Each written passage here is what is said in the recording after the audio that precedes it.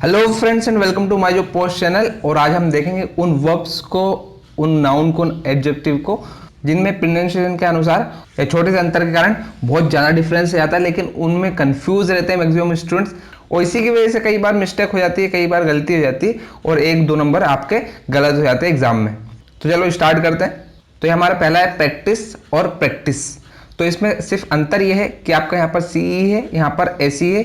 ये वाला जो सीई वाला प्रैक्टिस है इसमें अभ्यास होता है, और ये जो प्रैक्टिस एसी वाला है ये हो गया आपका वर्ब, जो कि अभ्यास करना, यानी कि ये क्रिया हो गई और ये आपका नाउन हो गया। सेकंड है आपका एडवाइस और एडवाइस। इसमें भी सी और एसी का अंतर है। एडवाइस आपकी जो नाउन है ये हो गई आपका सलाह, और एडवाइस जो है आपकी वर्ब हो गई, यानी कि सलाह देना, ये क्रिया हो गई। Next is complain and complaint. तो कंप्लेंट जो है आपकी वो वर्ब है, यानी कि शिकायत करना, और कंप्लेंट यानी कि कोई शिकायत। जैसे आपको इसको वाक्य में प्रयोग करना है तो इसको I have to file a complaint, ठीक है, और मैं तुम्हारी कंप्लेंट कर दूंगा, यानी कि मैं तुम्हारी शिकायत कर दूंगा, और ये होती है मुझे एक शिकायत करना है, ठीक है। Next is affect and effect. Affect मतलब होता है कि उसको असर करना, किसी चीज को प्रभावित करना, और इफेक्ट यानी कि उसमें परिणाम में बदलाव लाना, यानी कि वो इसको इफेक्ट कर रही। And next is assure, ensure and ensure, ठीक है। तो इसमें एश्योर मतलब किसी को तसल्ली देना, सांत्वना देना और विश्वास दिलाना। इंश्योर यानी कि सुनिश्चित करना कि हाँ ठीक है, और इंश्योर मतलब होता है बीमा करना। इससे ही बना है इंश्योरेंस, जो आपने सुना होगा, इंश्योरेंस यानी कि बीमा। ये बहुत ज़्यादा कन्फ्यूजिंग होता है कई सारे स्टूडेंट्स को। हियर मतलब होता है सुनना, और लिसन मतलब होता है ध्यान से सुनना। लेकिन अंतर ये हो जाता है कि हियर यानी कि आप ध्यान से सुन रहे हो, ना सुन रहे हो, ये कोई मतलब नहीं, सिर्फ आप सुन रहे हो। लेकिन लिसन मतलब जैसे आपने सुना होगा लिसन केयरफुली, कभी भी आपने ये नहीं सुना होगा हियर केयरफुली, ठीक है। Next is heel and heel. तो हील जो है यहाँ पर ये ठीक होना, यानी कि आपने देखा होगा, यानी कि आपकी तबीयत में या फिर कहीं पे भी उसमें रिकवरी को बोलते हैं हील, और हील मतलब होती है आपकी एडी। So next one is prescribe and proscribe. तो प्रेस्क्राइब यहाँ पर, तो प्रेस्क्राइब का यहाँ पर मतलब हो जाता है सलाह देना, जैसे डॉक्टर आपको सलाह देते हैं, सबसे ज्यादा यूज होता है आपका प्रेस्क्राइब वहां पर। और प्रोस्क्राइब यानी कि होता है पाबंदी लगाना, किसी पर रेस्ट्रिक्शंस लगा देना। Next one is adopt, adopt and adapt. तो एडॉप्ट मतलब होना किसी को गोद लेना। बच्चों को जब गोद लेते हैं तो कि मैंने इसको एडॉप्ट किया है, तो वो होता है आपका गोद लेना। अडॉप्ट यानी कि ढलना, किसी भी चीज में ढल जाना, जैसे मैं इस वेदर के अनुसार ढल गया हूं, I have been adapted to this weather, तो ये हो जाएगा आपका ढलना। और एडेप्ट यानी कि होना निपुण हो जाना, यानी कि किसी भी चीज में पारंगत हो जाना, वो होता है adapt. So next one is allude and elude. तो एल्यूड मतलब होना है किसी के संदर्भ में उल्लेख करना, to describe something in respect of something, ठीक है। तो ये होता है आपका एल्यूड, यानी कि किसी के संदर्भ में उल्लेख करना, और इल्यूड यानी कि होना किसी चीज से बचना। यहां पर अंतर ये है ALLU और यहां पर है ELU। So next one is amend and emend. तो अमेंड मतलब होता है संशोधन करना। आपने देखा होगा जब आप पॉलिटी पढ़ रहे हो तो उसमें जब कॉन्स्टिट्यूशन अमेंडमेंट्स होते हैं उसको बोलते हैं संशोधन, यानी कि अपने संविधान में जो संशोधन हुए थे वहां पर आपने इसको देखा होगा अमेंडमेंट्स। तो अमेंडमेंट्स बने हैं अमेंड वर्ड से, उसका रूट वर्ड जो है वो अमेंड है। और इमेंड यानी कि अशुद्धियां निकाल देना है, जो अशुद्धियां रहती है उनको निकाल कर उस वाक्य को या इस चीज को शुद्ध कर देना। सो next one is bought and brought. तो बॉट यानी कि होता है खरीदना। ये सेकंड एंड थर्ड फॉर्म है बाई की। बाई मतलब खरीदना, और बॉट यानी कि खरीदा या खरीदा गया। ब्रॉट यानी कि लाना, ये होती है ब्रिंग की सेकंड और third form, brought. So next one is compose and comprise.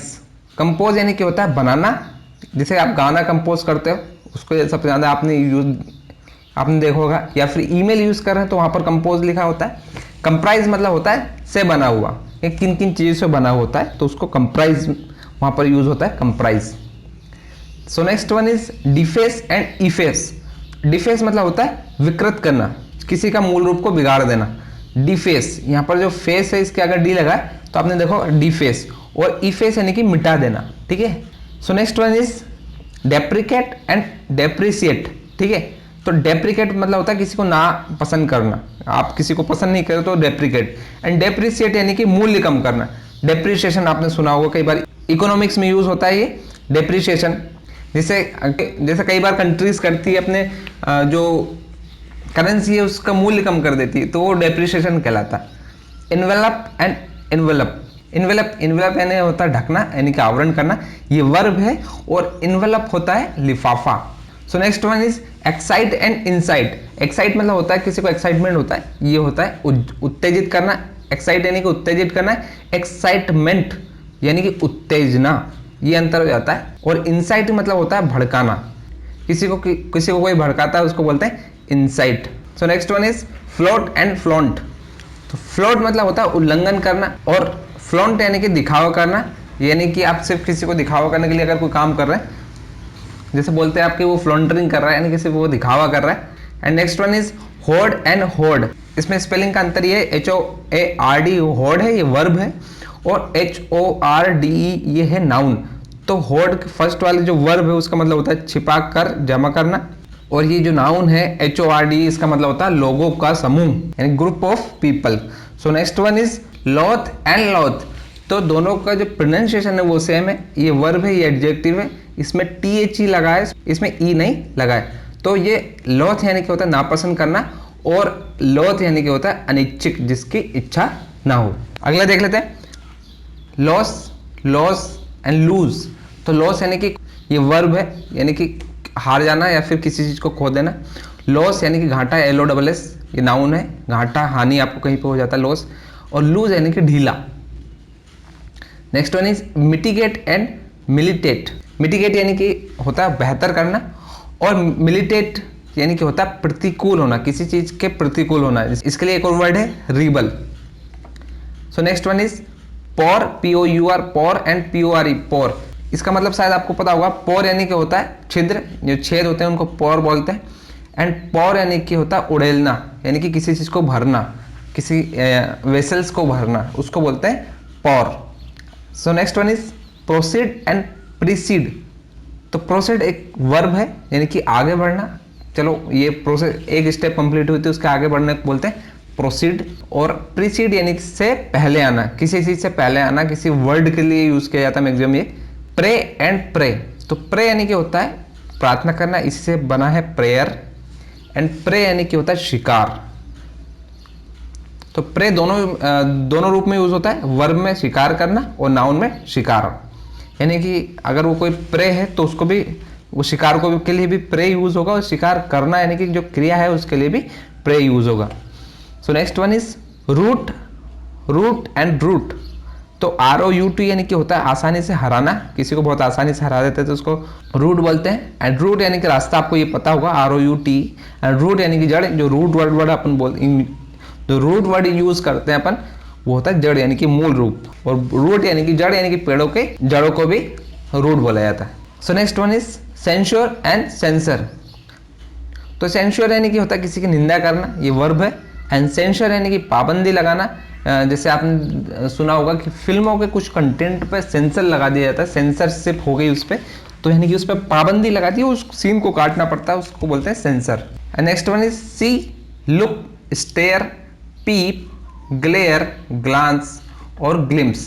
ये सारे के सारे वर्ड का लगभग मीनिंग एक जैसा होता है, लेकिन अगर अपन देखें ध्यान से तो उसमें बहुत सारा अंतर आ जाता है। तो देख लेते हैं। सी मतलब नॉर्मल देख रहे हो आप, ये वर्ब है, यानी कि किसी भी चीज को देख रहे हो तो सी। लुक यानी कि ताकना, नजर डालना, ये थोड़ा सा हो जाता है आपका ध्यान से, जिसमें आप थोड़ा केयरफुल होते हैं। स्टेयर मतलब होता है घूरना।